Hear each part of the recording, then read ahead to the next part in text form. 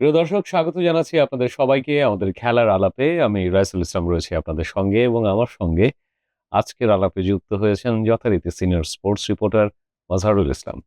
মজহার, স্বাগতম আপনাকে। ধন্যবাদ ভাইয়া। এবং আজকে তো আপনাকে আমি পেয়েছি ফাইনালি। একদম একদম আমি তখন চিন্তা করছিলাম যখন আপনি শুরু করলেন, এবং সবশেষ শোতে আমরা এটাই বলেছিলাম যে আসলে মিলিয়ে দেখবো বা আমরা যে কথা বলছি আসলে কি অবস্থায়। আমি মানে আসলে এই এই ধরনের মানে কথা কি বলে যে বদলে যাওয়া কিংবা হেরে যাওয়ার মধ্যে একটা ভয়ঙ্কর আনন্দ আছে আসলে, এটা তো তাই না? অবশ্যই আছে, এটা তো যেটা মানে অবশ্যই আছে, হ্যাঁ।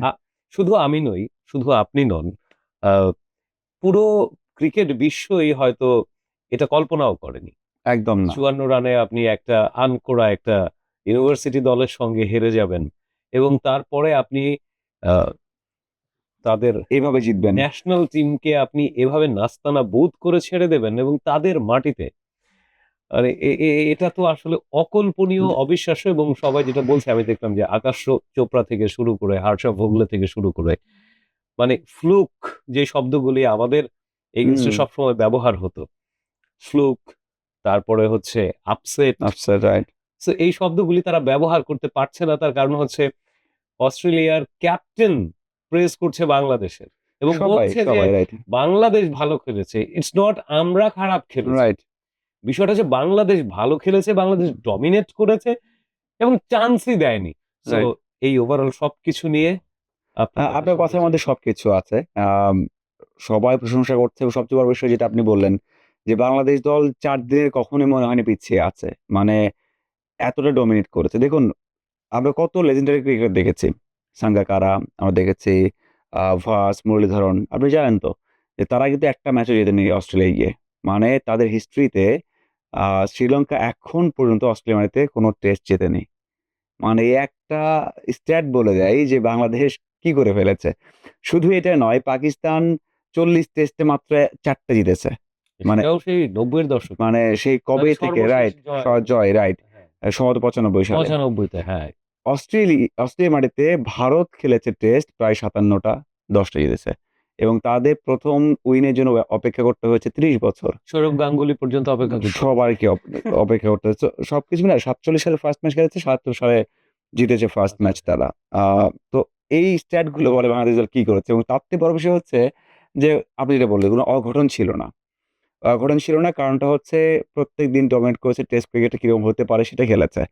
আপনি বলতেন ভাই হয়তোবা অস্ট্রেলিয়া উইকেট বোঝেনি, তাদের মাটিতেও তারা বোঝেনি। না, বলার বাংলাদেশ তো কোনো মানে অনেকেই বলছে না যে ভাই একটা ম্যাচ জিতেছেন আপনারা। অনেকেই হুম, বলছে, অনেকেই কমেন্ট করছে একটা ম্যাচ জিতেছেন, নেক্সট ম্যাচ দেখেন। দেখতে হবে না ভাই। নেক্সট ম্যাচ আমরা একদিন হেরে যাই। হুম, হুম। মানে আগে যেমন আমি বলেছি ভাই, কমিটমেন্ট অনেক প্রশ্ন তুলেছি আমি। আমি ব্যাখ্যা দিয়েও বলেছি। এবং যখন বাংলাদেশের ৫৭ রান করতে হবে জয়ের জন্য, তখন অনেকে বলেছেন পারবে তো? কারণ ৫৪ রান আউট হয়েছিল। আমার ভেতরে মানে সত্যিকার কথা বলতে যখন আমি নিজেও ভয়ে ছিলাম হ্যাঁ, যে যে ইজ ইট পসিবল? এবং তামিম যখন আউট হলেন হুম, হুম। ৪ রানের মাথায়, তখন আরো ভয় জেগে বসেছে। আল্লাহ, শুরু ৫৭ রান হলো। হবে তো, তাই না? সো এই কাজগুলো আমরা করেছি যে আমরা এমন একটা বড় কাজ করে ফেলেছি। সো আমার মনে হয় যে ২ টা বিষয় মাথায় আসে। একটা হচ্ছে টেস্ট কালচার। অস্ট্রেলিয়াকে আপনি ওয়ানডে টি-টোয়েন্টি হারাবেন, তারা ওয়ার্ল্ড কাপ থেকে বিদায়, আমি কভার করেছি। আমি হুম, ২২ হুম, সালে সেখানে ওয়ার্ল্ড কাপ কভার করেছি। আমি তখন মনে হয় অ্যাডিলেডে ছিলাম যখন অস্ট্রেলিয়া বাদ হয়ে যায়। হুম, হুম। ওদের দেশে ওয়ার্ল্ড কাপ হচ্ছে, টি-টোয়েন্টি ওয়ার্ল্ড কাপ, ওরা বাদ হয়ে গেছে। ফাইনাল খেলেছিল আম ইংল্যান্ড এবং পাকিস্তান। আমার স্পষ্ট মনে আছে, আমি সন্ধ্যার পরে কোনো একটা কফি শপে কফি খাচ্ছিলাম, আমরা বেশ কয়েকজন ৪-৫ জন। অস্ট্রেলিয়া মাত্র হেরে বিদায় নিয়েছে। কোনো রিঅ্যাকশন নেই। মানে বাংলাদেশ যদি একটা ম্যাচ হেরে যায়, রিঅ্যাকশন তো আপনি দেখেন কত টাকা রিঅ্যাকশন হয়। হুম, হুম, হুম, হুম। আমি জাস্ট অবাক হয়েছি। আমার মনে হয় গিয়ে জিজ্ঞাসা করতে হবে, অস্ট্রেলিয়া কি হেরে গেছে আপনাদের দেশে? মানে ওরা কিন্তু হোস্ট। আচ্ছা। তো ওরা টি-টোয়েন্টি ওডিআই টা আপনি যেভাবে হেরে, কোনো যায় আসে না ওদের কাছে। মানে এটা প্রক্রিয়া ওদের কাছে। ওকে ঠিক আছে, নেক্সট জিতবো। ওকে ঠিক আছে, আমরা জিততে পারিনি। মানে ওডিআই ওয়ার্ল্ড কাপ তাদের জন্য অনেক কিছু, বাট টি-টোয়েন্টি এমন। বাট টেস্ট, জাস্ট সামথিং আপনি এলস। একটা টেস্ট হারবেন, বাংলাদেশ হারিয়ে দিয়েছে পুরো। মানে ওই দেশে যে কি হচ্ছে এখন, বাংলাদেশে অতটা উদযাপন করার কথা হচ্ছে না কিন্তু। হুম, বাংলাদেশে হুম।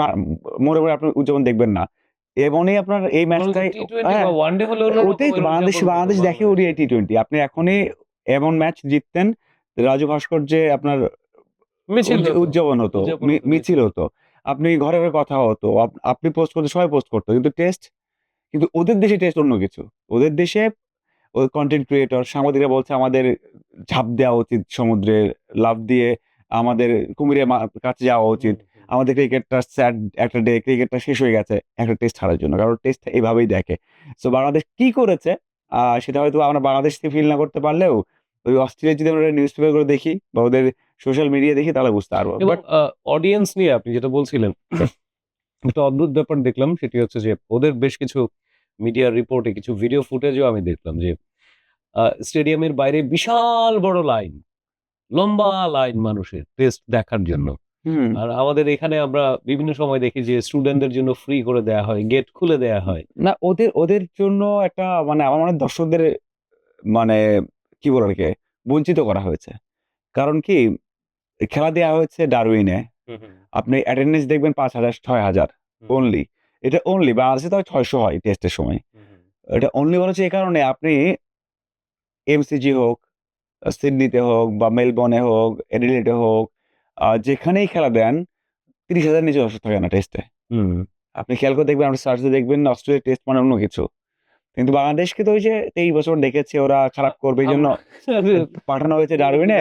সেখানে ক্রিকেটটা ওইভাবে কেউ দেখে না। মাত্র ৫,০০০ মাত্রই বলছে ৫,০০০ দর্শক হয়েছে। সো এটা যদি কোনো কারণে ব্রিসবেনে হতো, অ্যাডিলেডে হতো আপনি প্রত্যেকদিন দর্শক দেখতেন মিনিমাম ২৫,০০০ ৩০,০০০ দেখতেন। সো যাই হোক আমার কাছে এটা মনে হয়েছে যে বাংলাদেশ তো অনেক বড় কিছু করে ফেলেছে। এটা নেক্সট ম্যাচ দিয়ে বিচার করা যাবে না। বাংলাদেশ দল যদি নেক্সট ম্যাচ হেরেও যায় একদিনেও হেরে যায়, কোনো যায় আসে না। বাংলাদেশ দল যা করেছে সেটা অন্তত যারা টেস্ট খেলে যে ১০ টা দেশ টেস্ট খেলছে তারা জানে যে বাংলাদেশ দল কি করেছে। আমরা একটু ওভার পারফরম্যান্স এ আসি।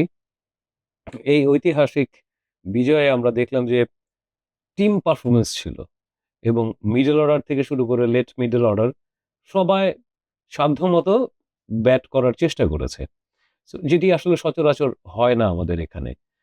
আমাদের এখানে ওপেন হয়তো একটা স্ট্যান্ড নিল, তারপর আমরা দেখি যে খুব একটা বেশি কিছু হয় না। কিংবা ওপেন ব্যর্থ হলো, মিডল অর্ডারে তখন কেউ হয়তো একজন স্ট্যান্ড নিল। হুম। তো ওভারঅল সবকিছু মিলিয়ে আমাদের হাসান মাহমুদ থেকে শুরু করে আমাদের মিরাজ থেকে শুরু করে সবার পারফরম্যান্স, ইন্ডিভিজুয়াল পারফরম্যান্স আপনি দেখুন কিভাবে আপনি যে নায়ক, মহানায়ক, পারফর্মার বলেন, আমি বলব মহানায়ক ছিল মিরাজ। ম্যাচ ছেড়ে দেওয়া হয়েছে হাসান মাহমুদকে কিন্তু এই জয়ের মহানায়ক যিনি মিরাজ। মিরাজ ১ম ইনিংসে ব্যাট করেছেন, ৬৫ রান করেছেন। সবচেয়ে বড় বিষয় হচ্ছে যখন শেষ ব্যাটার হিসেবে মানে এস্টাবলিশ ব্যাটার হিসেবে মুশফিক আউট হন, তখন আমাদের বাংলাদেশের লিড ছিল মাত্র ১০৮। ১০০? সেটা ২৮৮ নিয়ে গেছেন। ওই যে ১২৬ রান, এটা হিউজ। হ্যাঁ, ডেফিনিটলি। যদি ১২৬ এর সাথে এই ৫৮ যোগ করেন, যদি বাংলাদেশের ১৫০ হতো, হেরে যেত। এবং কাদের নিয়ে করেছেন? তাসকিনকে নিয়ে পার্টনারশিপ ৪৯ রানের, হাসান মাহমুদকে নিয়ে না, তাসকিনকে নিয়ে ৪৬ রানের, হাসান মাহমুদকে নিয়ে ৪৯ রানের, তাইজুল তাদেরকে ইসলাম নিয়ে ১৮ করেছেন। রানের। এই পার্টনারশিপটা কে করতে পারে? মানে টেলেন্ডার নিয়ে পার্টনারশিপ করেছেন। আপনি তো মনোযোগ হারিয়ে দ্রুত রান তুলে আউট হয়ে যাবেন। হুম, হুম। সেই কাজটা নিয়ে করেছেন। বল হাতে সেকেন্ড ইনিংসে ৫ টা উইকেট নিয়েছেন। বিগ উইকেট নিয়েছেন। সো আমার কাছে বরঞ্চ মনে হয় সেকেন্ড ইনিংসে আসলে আ আ যত ক্রিকেট বোদ্ধা আছে কিংবা ধারাভাষ্যকার যারা আছে সবাই, ইনফেক্ট আপনারও বাজির ঘোড়া তাইজুল ছিল। রাইট আমি সো সবাই এটাই বলেছিল যে সেকেন্ড ইনিংসে তাইজুল বাংলাদেশের জন্য অনেক বড় রাইট ফ্যাক্টর না হবে। আমি ওটা সেখানে আসলে সবাইকেই মনে ওই তাইজুলকে নিয়ে পড়াশোনা করে পরীক্ষায় মিরাজ চলে মিরাজ এলো। হোসেন। না, আমি একটা কথা বলেছিলাম এর আগেও এবং আমি ফ্যাক্টটা যেটা হচ্ছে আপনি লাথন লায়ন কিন্তু খুব ভালো বল করেন। হুম, হুম, মানে মিরাজের মতো right arm spinner, off spinner এবং এটা আভাস পাওয়া গিয়েছিল। আমি আগের দিনেও এই যে বলছিলাম যে মিরাজ খেয়াল করে দেখবেন মিরাজ ফার্স্ট ইনিংসে বল করেছে মাত্র ৪ ওভার। মানে পুরো টেস্ট ম্যাচে মানে ওর ক্যারিয়ারে খুবই কম গেছে এমন। হুম, ৪ টা ওভার মাত্র ফার্স্ট ইনিংসে বল করেছেন। তখনও আমি বলেছি যে সেকেন্ড ইনিংসেই কাজ। কারণ অস্ট্রেলিয়ার মানে উইকেটগুলোই এমন আপনাকে 4th ডে এবং 5th ডে তে স্পিনারদের একটু সহযোগিতা করবে। তারপর রাইট স্পিনারদের, অফ স্পিনারদের এবং ডিপেন্ড করে আপনার অপোনেন্টের রাইটি লেফটি ব্যাটার কয়টা। হুম, হুম, সেই হিসেবে ডিপেন্ড করে। তো আমার মনে হয় যে এটা কাজে লেগেছে এবং আমি আগে থেকে একটা আভাস পেয়েছিলাম বা প্রেডিক্ট করা যায়। আপনি হুম। স্কোয়াড দেখে উইকেট দেখে যে অফ স্পিনাররা এই সময় ভালো করবে সেটাই করেছেন। আমি এইজন্য মনে হয় বলছি যে ব্যাট হাতে বল হাতে দুটিতে অবদান রেখেছেন। এরপর নায়ক যদি বলেন সেটা অবশ্যই আ হাসান মাহমুদ। তিনি ৬ উইকেট নিয়েছেন। ফার্স্ট ইনিংস তো বাংলাদেশ দলকে বিশ্বাস দিয়েছে হুম, হুম, যে জয় পেতে পারি আমরা। সেই বিশ্বাসটা হাসান মাহমুদ দিয়েছেন। নেক্সট ইনিংসেও ৩ টা উইকেট নিয়েছেন। এছাড়া সবাই পারফর্ম করেছেন। আপনি ৪৯ রানের ইনিংস আছে সেখানে মুমিনুলের। মমিনুল ভাই লাস্ট ইনিংসে বা সেকেন্ড ইনিংসে ৩০ রান করেছেন। ৩০ রান করেছেন। মুশফিক ৩৬ করেছেন। আবার তামিম সেঞ্চুরি করেছেন। শান্ত ৮৪ করেছেন। সেঞ্চুরি পাওয়া উচিত ছিল। সাথে হুম, তার ক্যাপ্টেন্সি। অসাধারণ। বলার রোটেশন যেভাবে তিনি রাইট। করেছেন, এটা নিয়ে প্রচুর এক প্রশংসা হয়েছে। আপনি চোখের সামনে দেখতে পারবেন এবং ওখানে তো বারবার বলা হচ্ছিল যে শান্তর ক্যাপ্টেন্সি ওয়ার্ল্ড ক্লাস। বলছেন কে? গিলক্রিস্ট। বলছেন কে? পন্টিং। পন্টিং, আপনার এরকম মানুষ ম্যাকারের যখন বলবেন যে ওয়ার্ল্ড ক্লাস ক্যাপ্টেন্সি করছেন, বেস্ট ক্যাপ্টেন্সি করছেন, তখন আপনি কি আর কোনো কিছু আপনার সন্দেহ থাকবে? কখনোই থাকবে না। তো সন্তোষ তেমন ক্যাপ্টেন্সি করেছেন। মনে আছে যখন তারা ৪ টা উইকেট হারালেন ১ম দিন লাঞ্চের আগে, এরপরে পার্টনারশিপ করছিল। শান্ত বল করালেন তাইজুল এবং ইবাদতকে। ইবাদত উইকেট নিলেন, ব্রেক থ্রু দিলেন। এরপর সরিয়ে নিলেন তাইজুলকে, নিয়ে আসলেন মিরাজকে। মিরাজের সাথে আবার চেঞ্জ করে বোলিং দিলেন সেখানে তাসকিনকে, তাসকিন উইকেট নিলেন। এরপর যখন উইকেটটা আসলো, যখন মনে হচ্ছে তারা আবার তৃতীয় হচ্ছে, সেই সময় তিনি চেঞ্জ করে নিয়ে আসলেন মিরাজের সাথে। আ ওখানে নিয়ে এসেছেন আবার এবাদত উইকেট নিলেন, তাসকিন নিলেন।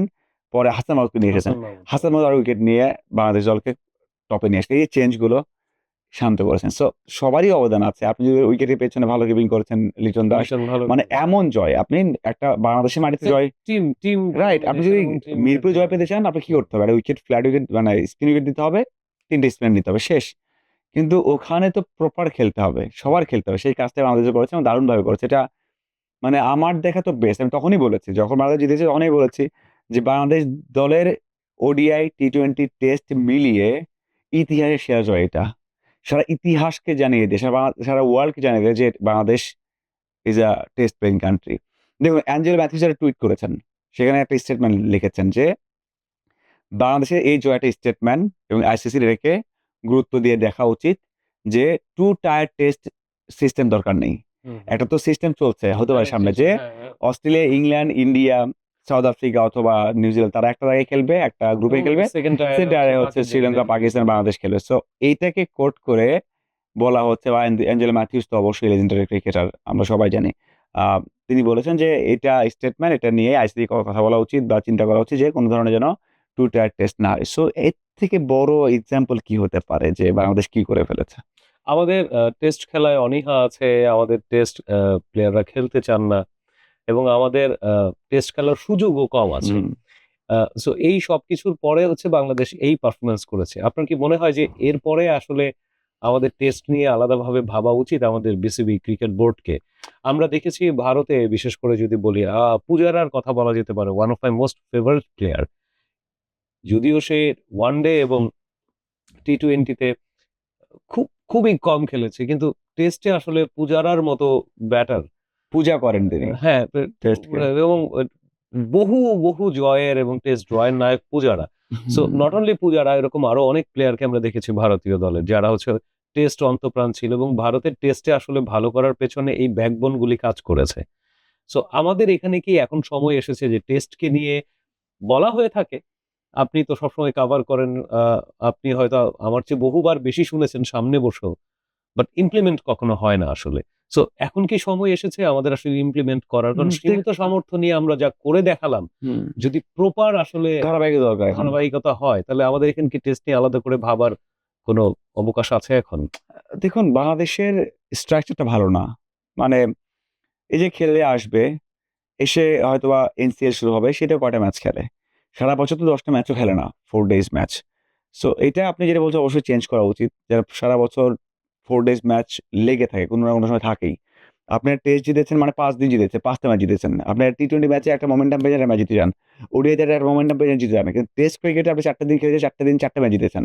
এবং ৪ টা এইজন্য দিনে প্রতিদিনই আসলে সেশন রাইট। আছে আপনার আলাদা, এইজন্য আলাদা। বলা হয় যে একটা টেস্ট ম্যাচ জয়ের যে আনন্দটা সেটা ওয়ান ডে টি-টোয়েন্টি তে অনেক, অনেক বেশি গুণ বেশি। এবং এবং সেটা বাংলাদেশে হয়ে ওঠেনি। কালচারটা হয়ে ওঠে। বললাম না কালচার? হুম, হুম, আপনি ওরা একটা ম্যাচ হেরেছে মানে ওদের জাত চলে গেছে ওদের দেশে কিন্তু। হুম, হুম, কিন্তু বাংলাদেশে একটা ম্যাচ জিতেছে এটা আপনি আজকে ভুলে গেছেন। মানে আমার মনে হয় যে টেস্ট নিয়ে কারো কোনো মাথা ব্যাথা নেই। আপনি বললাম না যে ওডিআই ম্যাচ হলে কত উদযাপন হতো, কত কিছু হুম, হতো। হুম, হুম। টেস্ট নিয়ে হয় না। আমরা যেটা কভার করি আমাদের কাছে অনেক কিছু। অনেক কিছু আমরা আমরা শান্তি পাচ্ছি, মজা পাচ্ছি, আমরা গর্ববোধ করছি। কিন্তু ওই যে আপনি দেখবেন যে ওডিআই ম্যাচ হয়, টিএসসিতে অনেক ভিড় হয় সেটা আপনি পাবেন না। হুম, হুম। সো এই কালচারটা তৈরি করা উচিত। শান্ত আমরা তো কাজ করি, আমরা সিঙ্গেল ইন্টারভিউ করি বা বিভিন্ন ইন্টারভিউ করি। যেমন বলেছেন, সবশেষ প্রেস কনফারেন্সেও বলেছেন যে, "আমরা টেস্টে কালচার তৈরি হয়নি। আপনারা প্রমোট করেন না।" আমাদের বলেছে, সাংবাদিকদের বলেছে যে, "আপনারা প্রমোট করেন না। আমরা কেউ ৫ টা উইকেট নিলে ১ সেঞ্চুরি করলে ২ দিনে সবাই ভুলে যায়।" সত্যিই তো তাই। আপনি টেস্ট নেক্সট যে বাংলাদেশ দল হয়তোবা ওডিআই টি-টোয়েন্টি খেলবে, টেস্ট আপনি ভুলে যাবেন।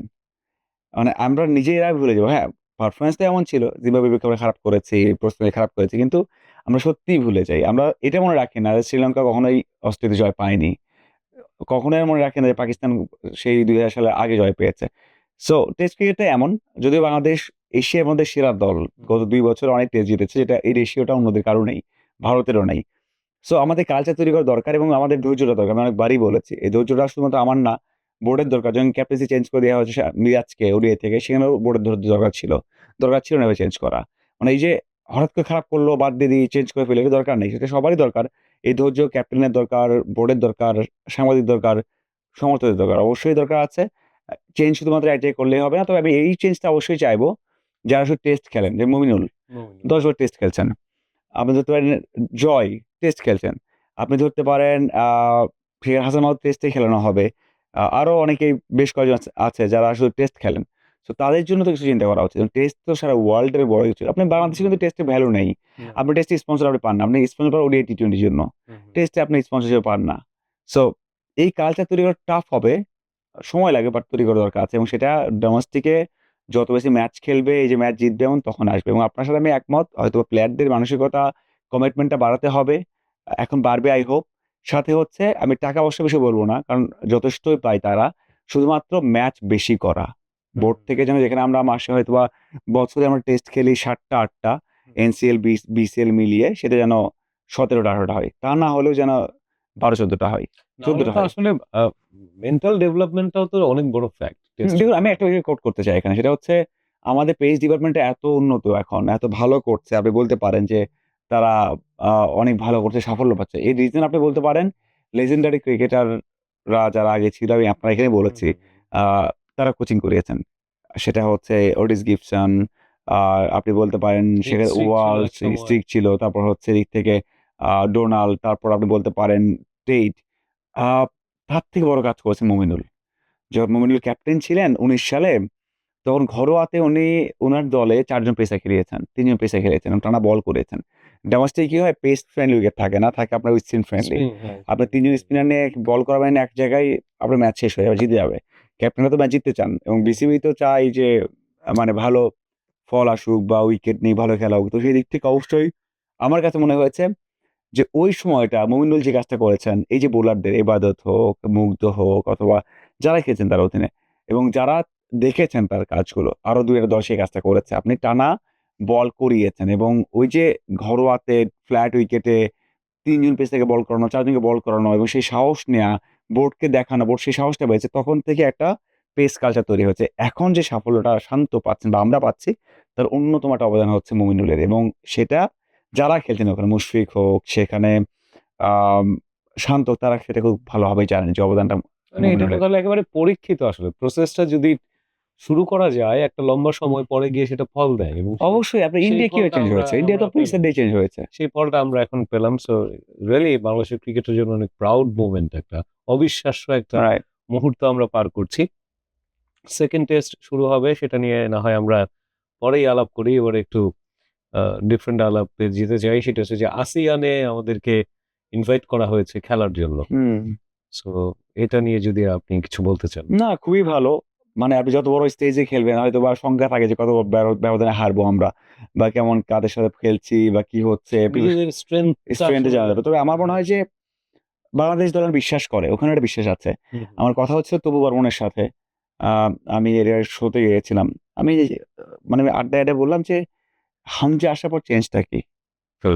মানে ফল তো আমরা প্লেয়ার মোটামুটি তো সেই আগের প্লেয়ারই। হ্যাঁ, কিন্তু আগে একজন আছে বা শুধু চেঞ্জটা কি? আমরা কি চেঞ্জ পাচ্ছি? আমরা সাব জিতবো কিনা? একটা কথা বলে ভাই, আমরা যখন খেলতে নামি এখন, মানে হামজা এমন একটা বিলিভ দিয়েছে আমাদেরকে, আমরা সব ম্যাচ জিততে পারি। মানে সেটা যে দলই হোক ওয়ার্লডের, হুম, মানে আমরা সব দল জিততে পারবো সেটা বিলিভ আছে আমাদের মধ্যে। দেখুন না, পারবে না হয়তোবা ব্রাজিল, আর্জেন্টিনা বা বড় দল হলে তো ৮-১০ টাও খেতে পারি আমরা। কিন্তু ওই যে বিশ্বাসটা, বাংলাদেশ দলকে অস্ট্রেলিয়াকে হারিয়ে দিয়েছে কে বিশ্বাস করেছে? তামিম বলেছেন যে, আমাকে ক্যাপ্টেন বলেছে যে, "ভাই আমরা জিততে পারি।" আমাদের সবার সেই বিশ্বাসটা আছে। এই যে বিশ্বাসই তো আপনার অর্ধেক কাজ করে দিয়েছে। হুম, সো হুম, সেম হামজা ওই বিশ্বাসটা তৈরি করে দিয়েছে যে আমরা জিততে পারি। সো কাদের সাথে খেলা হচ্ছে এটা কনফার্ম থাকতে পারে। বাট এটা বড় একটা অপরচুনিটি। যদি আমরা নিতে পারি, যদি আমরা প্রিপারেশন নিতে পারি, খেলতে পারি, এগিয়ে দিবে বাংলাদেশকে। বড় হার হলেও এগিয়ে দিবে। আমি আরো একটা কোট করি যে বাংলাদেশ দল এর আগে যখন ২০০৩ সালে অস্ট্রেলিয়া ট্যুরে করেছিল, ২ টা ইনিংস ব্যবধানে হেরেছিল। হারার পরে মুলতান টেস্টে ওরা জিততে নিয়েছে। ওই যে এক্সপেরিয়েন্স বড় ম্যাচে হারার মধ্যে অভিজ্ঞতা আছে। ওই অভিজ্ঞতা কাজে লেগেছে মুলতান টেস্টে বা পাকিস্তান সফরে। সেম বাংলাদেশ দল বড় ম্যাচ খেলবে হামজাকে নিয়ে, সামিদ সোমকে নিয়ে অথবা জায়ান্টকে নিয়ে। তারা যদি হেরেও যায়, ড্র করে ফেলে, সেইটা এক্সপেরিয়েন্সটা সেটা আসলে কাজে দেবে সামনে কাজে সাফে, দিবে। সেটা কাজে দেবে বড় আসরে। আম এটা অবশ্যই দরকার এবং আমার মনে হয় যে এই সুযোগটা লুফে নিবে। যতই সীমাবদ্ধতা থাক, যত চ্যালেঞ্জ থাক, কেউ আসতে পারুক আর না পারুক, হয়তোবা ফিফা উইন্ডোতে অনেকে আসতে পারবেন, পারবেন না। যেভাবেই হোক, আমি যদিও আ ম্যাচ স্কেডিউলটা এখনো দেখিনি বা জানি না কারা সে পড়ছে। আপনি হয়তো আরো ভালোভাবে জানেন। বাট যার সাথে খেলা হোক, যখনই হোক, এই সুযোগটা নেওয়া উচিত, খেলা উচিত যেন ওই যে এক্সপেরিয়েন্সটা, ওই এক্সপেরিয়েন্স বাংলাদেশ দলকে অনেক দূরে এগিয়ে দিবে। আমরা শেষ করব আজকের আলাপ। সেকেন্ড টেস্টের আগে নিশ্চয়ই আপনাকে আরেকদিন পাবো আমি। বাট সেকেন্ড টেস্ট নিয়ে আপনার প্রত্যাশা কি? পাশাপাশি কোনো চেঞ্জ কি দলে হতে পারে বলে আপনার মনে হচ্ছে উম স্কোয়াডে? দেখুন, প্রত্যাশা একদমই এখন করি না। বা যে প্রত্যাশা, যেই ভয় ছিল কেটে গেছে। আমি যেটা বললাম, আমাদের মধ্যে এখনই শঙ্কা হচ্ছে যে অনেকেই আমাকে, মানে আমি যখন কথা বলি বিভিন্ন জায়গায় দেখি হুম, হুম। কমেন্ট আসে যে, "ভাই সেকেন্ড টেস্টে তো ৩ দিনে হেরে যাবে। ভাই একটা টেস্ট জিতছেন। ভাই আবার তো হারতে হবে।" বললাম না যে অনেক কিছু পেয়ে গেছি। অস্ট্রেলিয়া তো অস্ট্রেলিয়াই। তারা তো আবার কামব্যাক করবে। দেখুন, তারা হারার পরে খুবই মজা করে বলি। হারার পরে যখন তারা বাসে যাচ্ছিল, বাসে উঠবে, তারা বার্গার হাতে নিয়ে হাসতে, হাসতে বার্গার খেতে যাচ্ছে। নরমালি বাংলাদেশ দল অস্ট্রেলিয়া হারলে তো বাংলাদেশের দল মন খারাপ হয়। হুম, হুম। হয় না? কিন্তু ওদের তো মন খারাপ নেই। ওরা তো রোবট। ওরা জানে ভাই একটা ম্যাচ হেরে গেছি, এটা হেরে গেছি। নেক্সট ম্যাচে দেখা যাবে। ওরা একটা প্রক্রিয়া মতো থাকে। হ্যাঁ, এক্ষেত্রে ধাক্কা লাগবে না তা না। অবশ্যই ধাক্কা লাগবে। ওই ধাক্কাটা অবশ্যই তাদের মনোবলটা ভেঙে দিয়েছে এবং ধাক্কা লেগেছে, আমরা হেরে গেছি। বড় ম্যাচ হেরে কিন্তু ভাই তারা তো প্রফেশনাল, মোর দ্যান প্রফেশনাল। তারা জানে যে আমরা নেক্সট ম্যাচ কামব্যাক করব না। তারা জানে যে আমরা টেস্ট চ্যাম্পিয়নশিপ ফাইনালে জিততে পারি। হুম, হুম। মানে টেস্ট চ্যাম্পিয়নশিপ ফাইনালে জিতে ট্রফি জিততে পারি। সে আশা তাদের এখনো আছে। তো সেই দিক থেকে আমি বলব যে তারা মানে মোর দ্যান স্ট্রঙ্গার হয়ে ব্যাক করবে। বাংলাদেশ দল সেটা মানে খুব বেশি মোকাবেলা নাও করতে পারে। বাংলাদেশের মধ্যে ধারাবাহিকতার অভাব আছে। দেখা গেল এই টেস্টে বাংলাদেশ এত ভালো ব্যাট করেছে, নেক্সট টেস্টে বাংলাদেশ দল একবারে কলাপস করেছে। হতেই পারে, হতেই পারে। তাতে কি যায় আসে? বাংলাদেশ যে জিতেছে, আমার মনে হয় যে নেক্সট ম্যাচটা একটু ভালো করুক, যেন মনে হয় না যে এটা কখনো তো ছিল না এটা। না। মনে হয় না যে বাংলাদেশ দল ওই ধারাবাহিকতার মধ্যেই আছে। হ্যাঁ, খেলুক। ৪ দিনে যাক টেস্ট, বাংলাদেশ দল ইনিংস ব্যবধান না হারুক, দ্যাটস এনাফ। এবং যদি হেরেও যায়, যদি ২ দিনেও হেরে যায়, ইনিংস ব্যবধানেও হেরে যাই, আমার কোনো আফসোস থাকবে না। কারণ ২ দিন, ২.৫ দিনে ইংল্যান্ড সেখানে গিয়ে টেস্ট হেরেছে। হুম। এই রিসেন্ট গিয়ে হেরেছে। সো আমি বাস্তববাদী, আ বাস্তববাদী হয়ে বলেছি বাংলাদেশ দল হারবে ফার্স্ট টেস্ট। কিন্তু বাংলাদেশ দল তার থেকে বেশি কিছু দিয়েছে। এবং সেজন্য আমি খুব বেশি আশা করি না বাংলাদেশ দল এই টেস্টটা এনজয় করুক, উপভোগ করুক এবং ওই যে একটা মাথা উঁচু হয়েছে, হুম, হুম। সেই মাথা উঁচু নিয়েই এনজয় মাথাটা করে যেন ফেলুক। নিচু না নিচু হয়। না হয়, সাহসী সিদ্ধান্ত নিক, ভালো কিছু দেখাক। That's enough. জয় পরাজয় পরের বিষয়। আমি আবারও শেষ করছি, সেটা হচ্ছে হারলেও তো যায় আসে না। বাংলাদেশ দল অস্ট্রেলিয়া মাটি থেকে সিরিজ ড্র করতেছে। মানে এটা তো মানে হারলে কি হবে সিরিজ? ১-১। ড্র হবে। আর কি হবে? এ এ ১-১। আপনি ট্রফিটা বাংলাদেশে নিয়ে আসবেন। হেরে সো তো আর আসছে না। That's enough for us.